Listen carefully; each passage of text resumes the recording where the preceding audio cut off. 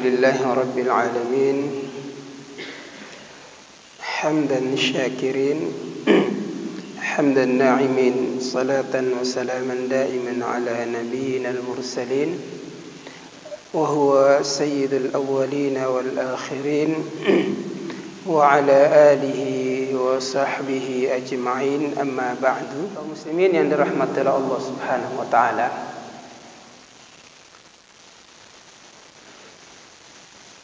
kita mencoba akan membahas tentang fikih seputar korban.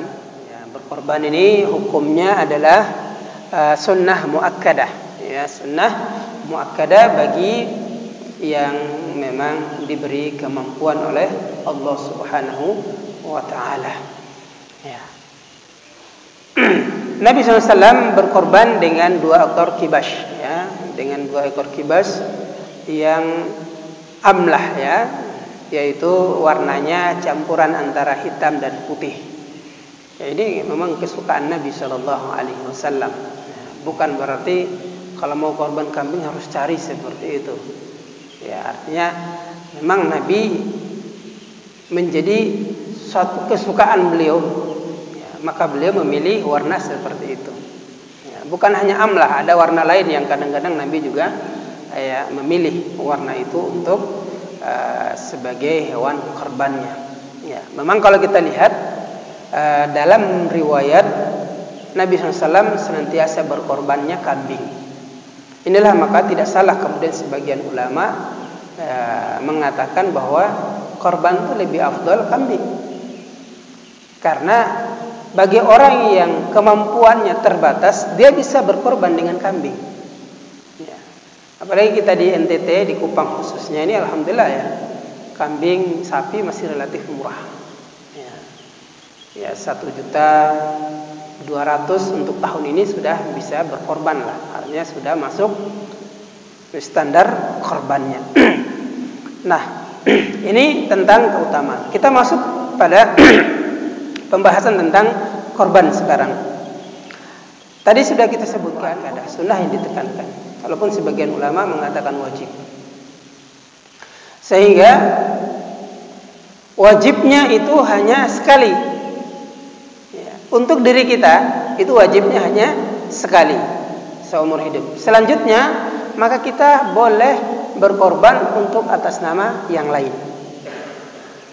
Kalau kita diberi kemampuan maka boleh kita berkorban untuk yang lain. Misalkan untuk orang tua kita yang sudah meninggal, kakek nenek kita yang sudah meninggal, kita yang berkorban, tapi bukan lagi atas nama kita, tapi atas nama keluarga kita yang lain. Yang wajib itu yang pertama. Yang wajib itu yang pertama. Tapi secara hukum adalah dia sunnah muakkadah, sunnah yang ditekankan. Itu terkait tentang hukumnya. Kemudian hewan apa saja yang dikorbankan? Ya, hewan apa saja yang dikorbankan? Yang paling kecil adalah kambing dan sejenisnya, yaitu kambing ataupun domba. Nah, kambing maupun domba. Berapa usianya? Ya, untuk kambing usia minimal 1 tahun. Minimal 1 tahun atau setidaknya sudah powel, ya, sudah ganti gigi. Ya. Tapi secara usia minimal 1 tahun. Untuk domba maka minimal adalah 6 bulan. Ya, 6 bulan dia dikorbankan. Ya. Adapun sapi maka minimal 2,5 tahun. Ya, begitu juga onta dan seterusnya. Ya, minimal 2,5 tahun. Nah, untuk kambing maka dia tidak bisa berserikat. Ya, pembeliannya tidak bisa berserikat. Pembeliannya cukup 1 orang, tapi pahalanya bisa berserikat. Karena untuk semua pahala itu bisa berserikat. Kalau terkait tentang pahala maka semua jenis korban itu bisa kita niatkan untuk pahala bersyarikat, artinya pahala untuk semua keluarga bisa. Misal seorang ayah dalam satu keluarga, cuma seorang ayah yang mampu membeli kambing untuk korban tahun ini. Lalu kemudian dia niatkan korban ini untuk satu keluarganya, maka itu pahala dapat untuk satu keluarganya. Dalilnya mana? Dalilnya adalah perbuatan Nabi SAW. Karena Nabi SAW berkorban dengan 2 ekor kambing. 1 ekor itu beliau atas namakan dirinya dan keluarganya. Yang 1 ekor lagi adalah beliau atas namakan umatnya yang tidak mampu berkorban.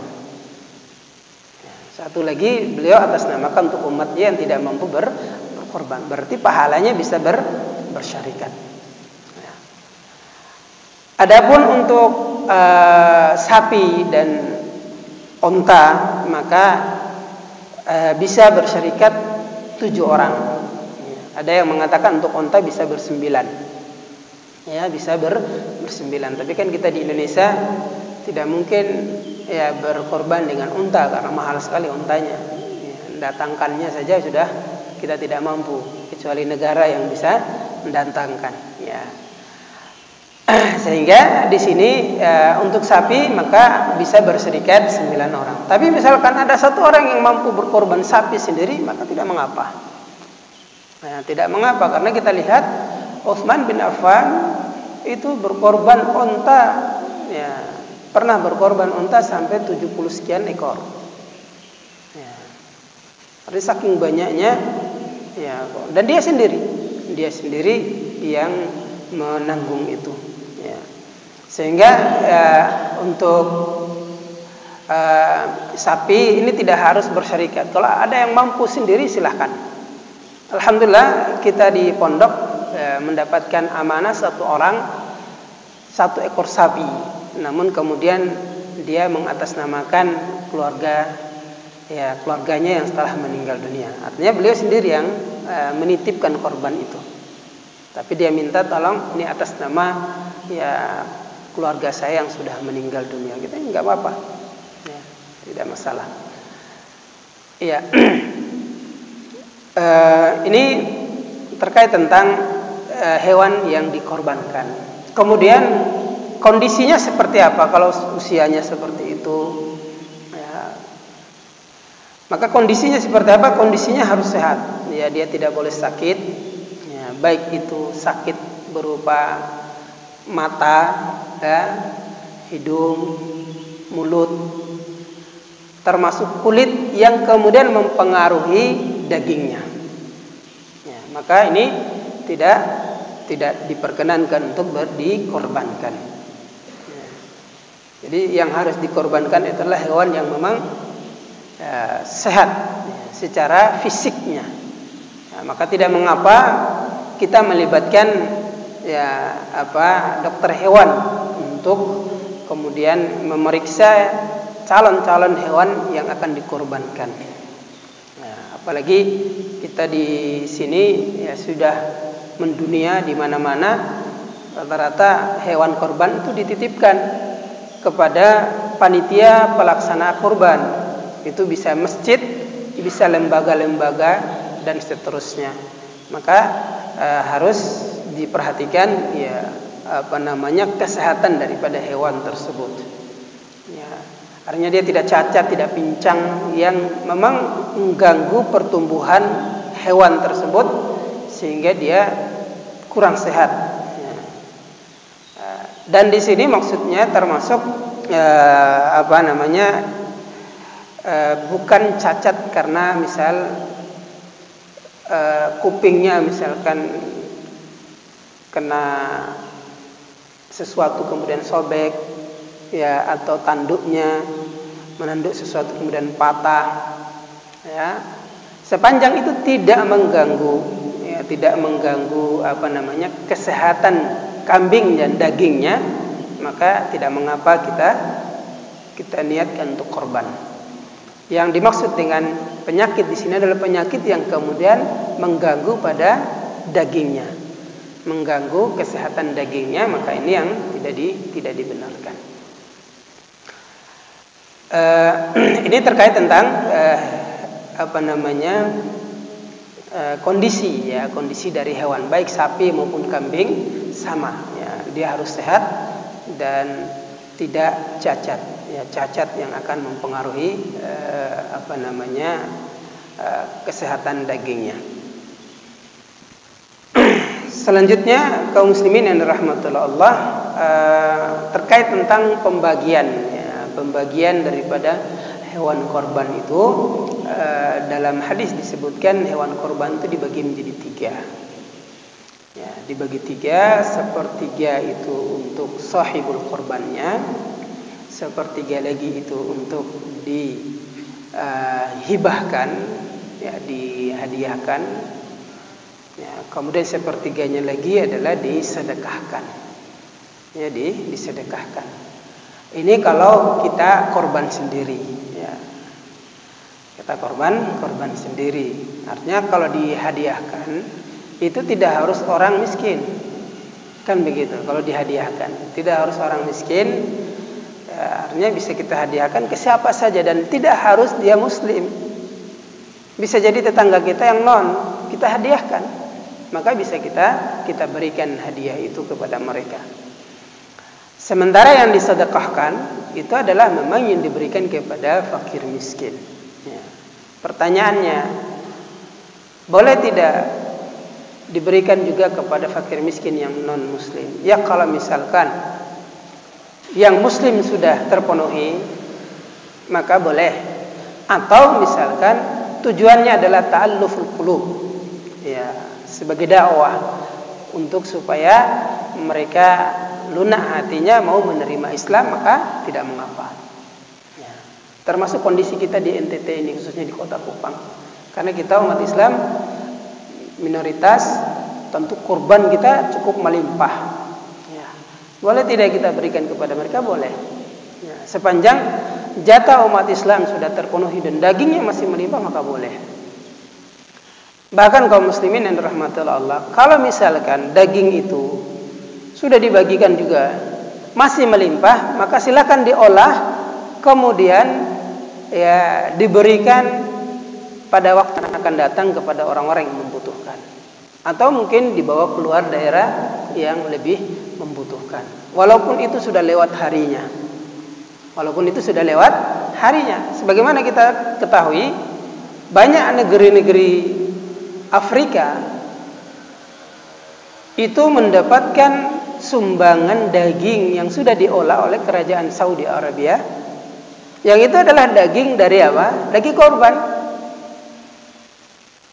Diolah kemudian dibentuk, dibikin dalam kemasan, ya, makanan siap saji, ya, kemudian dibagikan ke negeri-negeri yang memang, ya, dianggap miskin dan sangat membutuhkan bantuan seperti itu.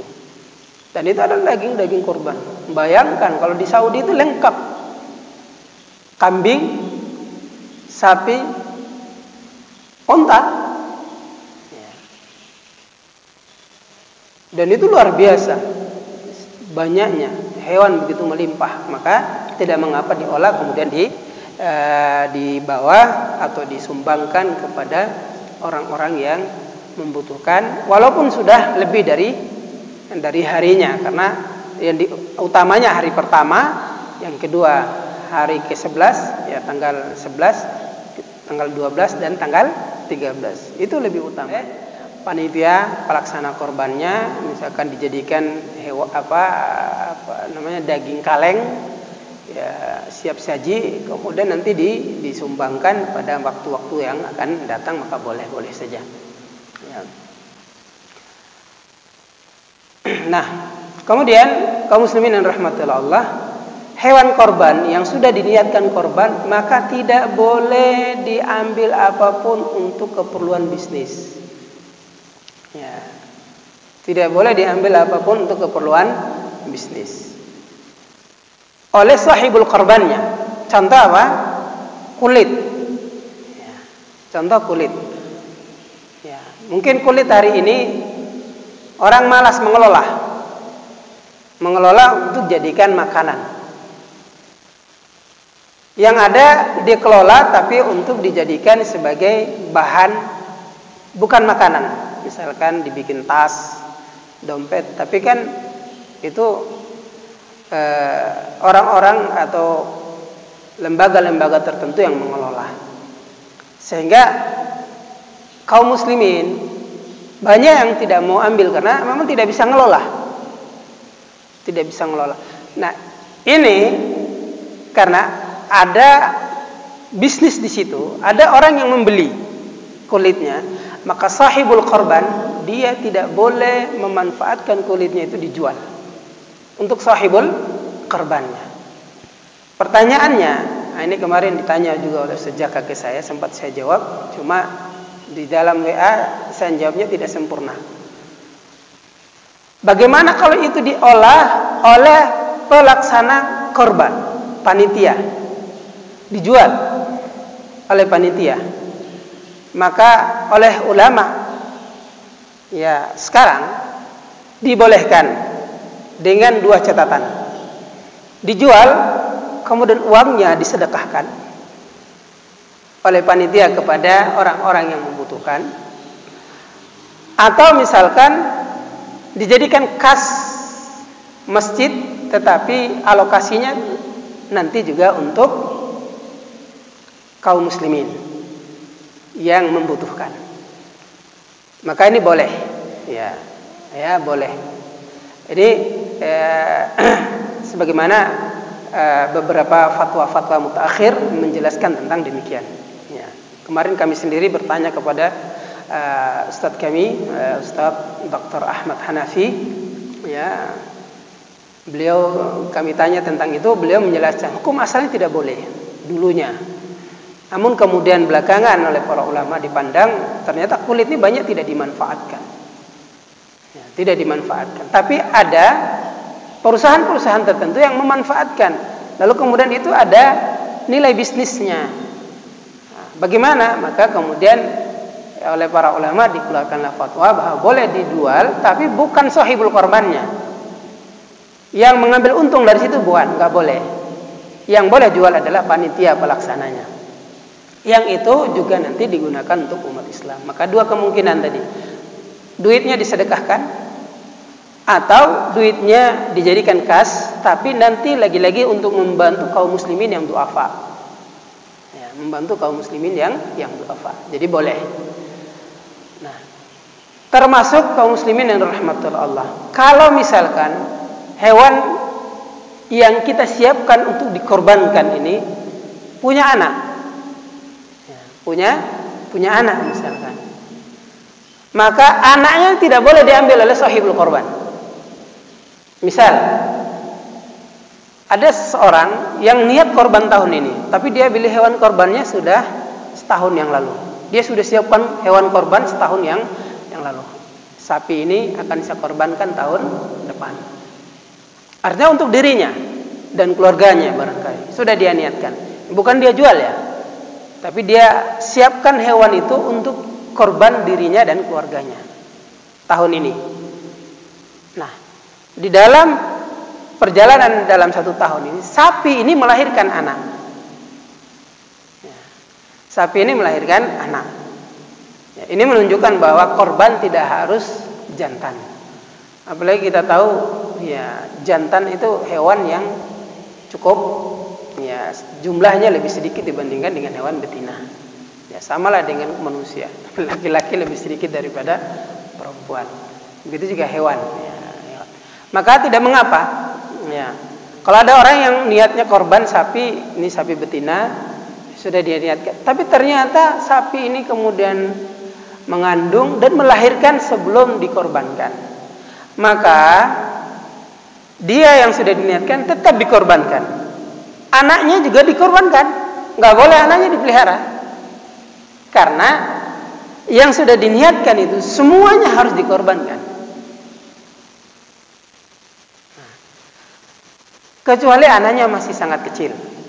Maka para ulama memberikan 2 alternatif. Anaknya itu dikorbankan berupa apa? Disedekahkan kepada orang miskin. Ya, disedekahkan kepada orang miskin. Atau mungkin orang itu tidak bisa merawat anak sapi apalagi masih kecil.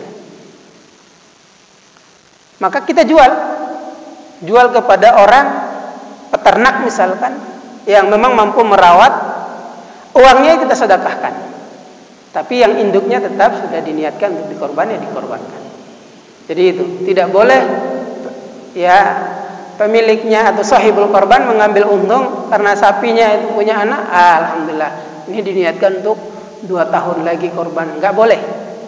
Karena itu yang sudah diniatkan, itu semuanya yang keluar darinya harus dikorbankan. Makanya termasuk khususnya kalau bisa dikelola, dibagikan.